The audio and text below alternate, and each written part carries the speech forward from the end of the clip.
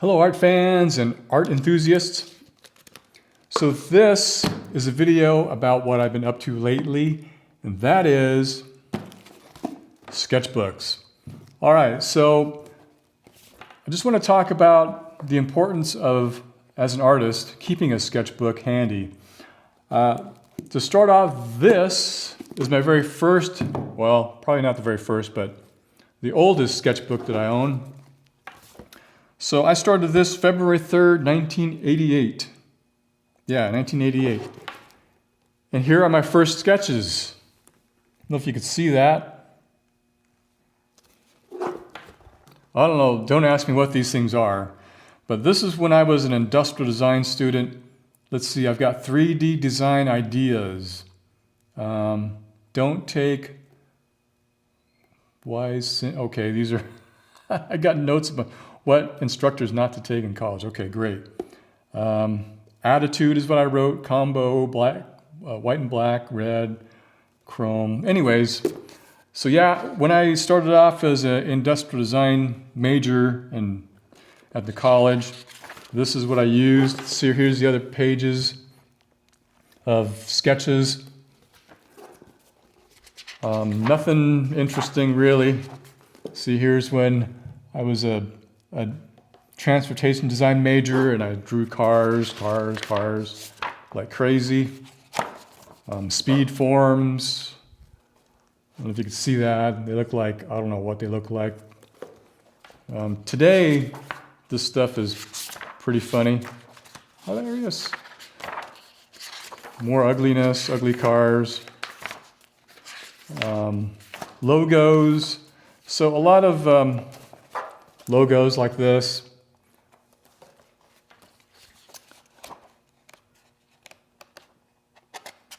Lots of ideas. A lot of ideas that I laugh at. So, for example, like here's some for bicycles. I don't know if you can see that.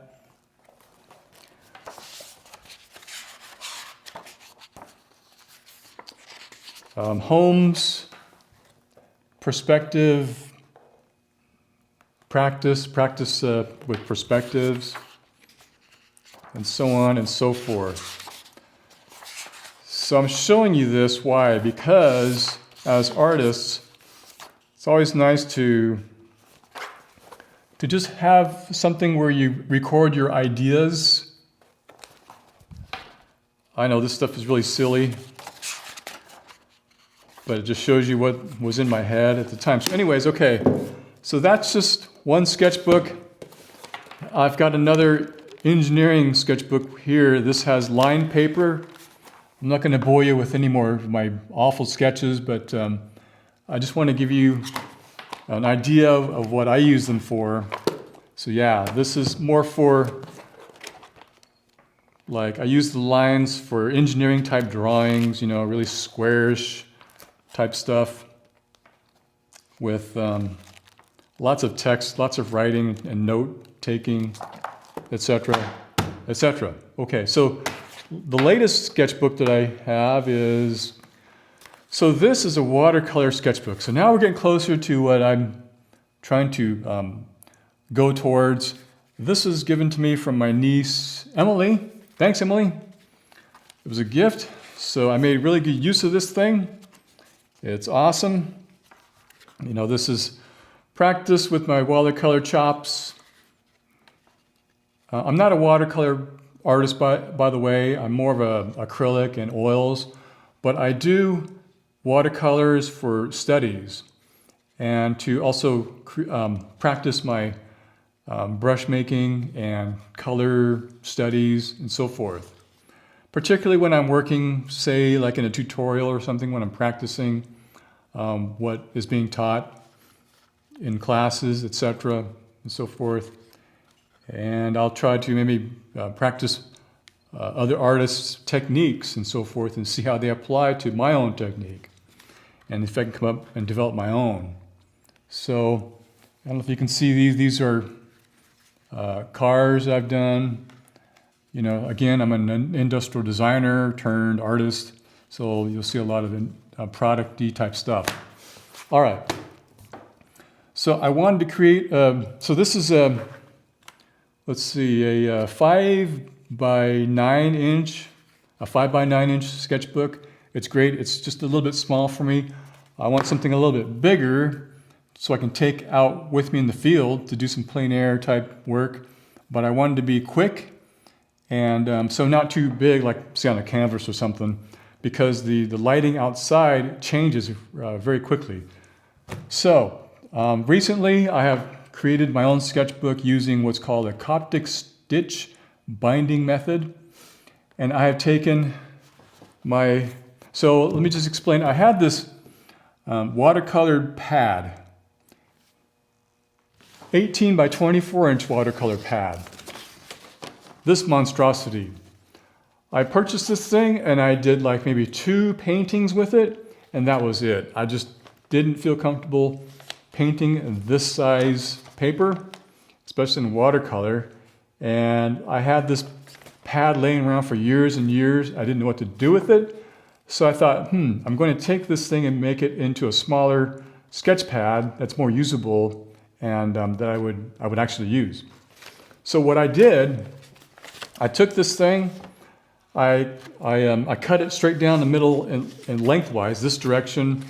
So I would create a 24, a 9, so this is 18 inches, half of 18, you get 9 inch by 24 inch, and I would take that 24 and I'd go in half to create my book.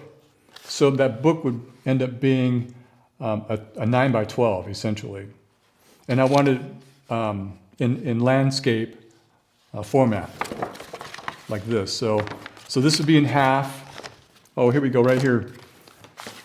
So I cut this thing in half like this.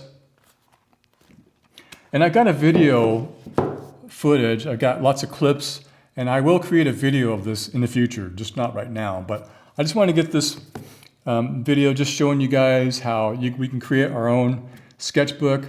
It's pretty awesome, and then everybody, or if you're an aspiring artist, you should have a sketchbook because it really is handy and it's good to have to practice and to get some ideas down quickly. So this is what I was talking about. This would be folded in half. And when you created these pages in the sketchbook, you get it. And this is what I created. This is the current sketchbook that I just finished.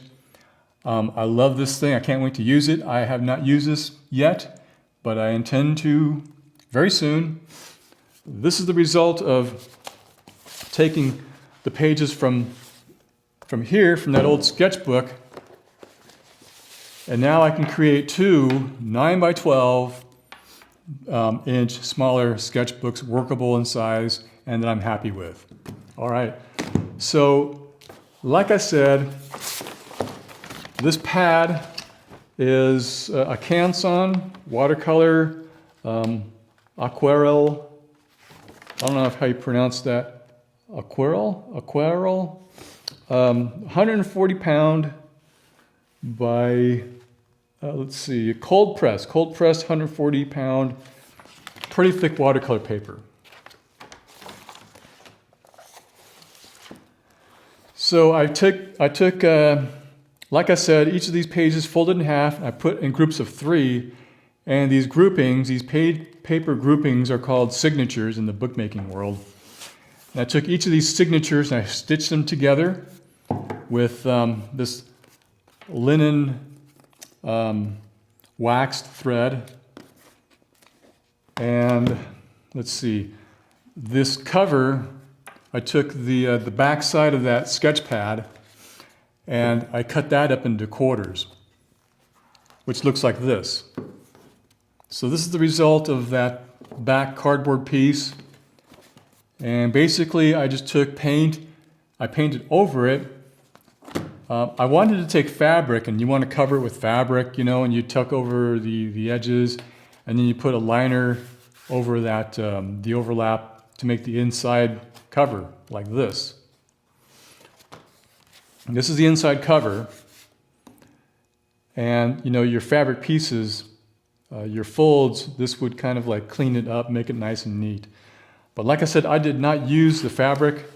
on this piece because, well, I wanted it to be done quickly and I didn't have the patience to take the fabric over it.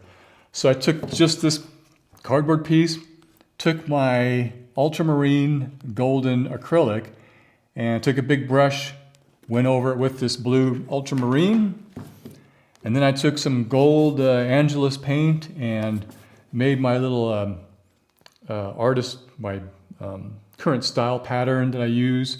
You see a lot in my work today, and made my own personal sketchbook. I'm quite pleased with how it turned out. This is the front side. This is the inside cover. It lays nice and flat for you to work on. You take it outside. So it's kind of like this this ring binder concept, right, where you can take it and it lays flat. I have, so these signatures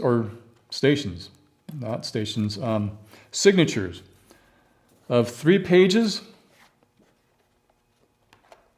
So this group of, there we go, that's a group of 3 pages right there stitched together, right? Yeah, like I said, it's called a signature, and I've got 9 of these groups of 3 signatures inside this book.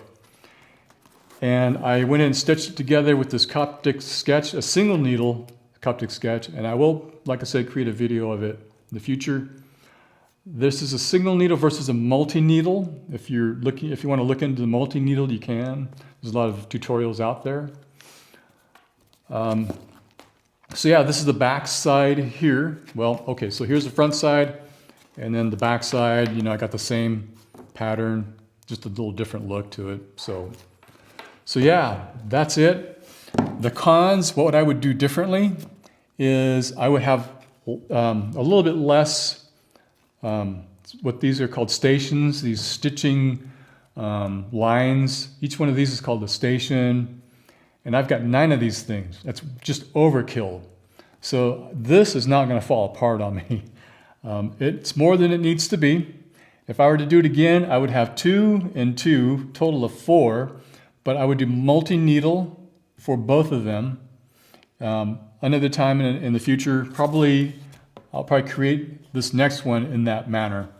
The other gripe I have is, since the cover is created from this large sketchbook that I just showed you, there's no overlap. The pages are dimensioned right to the edge of this cover. Overlap meaning the cover doesn't go past the pages, you know, like you see in the books. Like you see here in this book here, you know, you've got this little overlap inside here, right?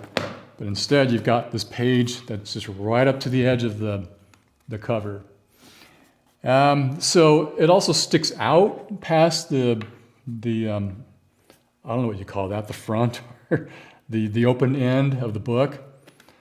I intend to take this to like a print shop somewhere and use their industrial size paper cutter, and maybe I'll fold back these covers like this and stick it inside their big machine, and they can just take it and just take an 1/8 of an inch off of that, and they could jog up the edge of this so that it's flush.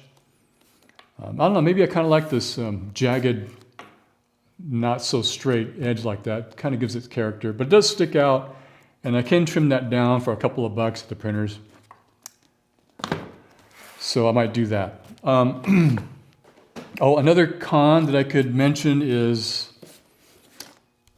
let's see, the pages, since it came out of a watercolor pad, the paper is textured heavily on one side.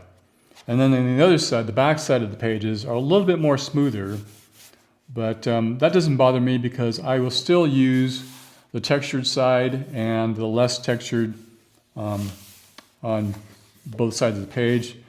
I'm okay with that. It doesn't bother me.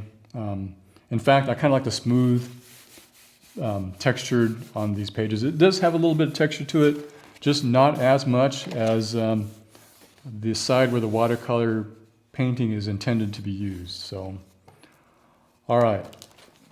That is it, you guys. Knock yourself out. I hope you guys get ideas out of this video. Think about creating your own watercolor sketchbook for ideation sketches, for practicing, and you know, a lot of different purposes for having one. It's awesome. I intend to use this. And all right, remember, you're the artist, and I'll catch you in the next one. Bye-bye.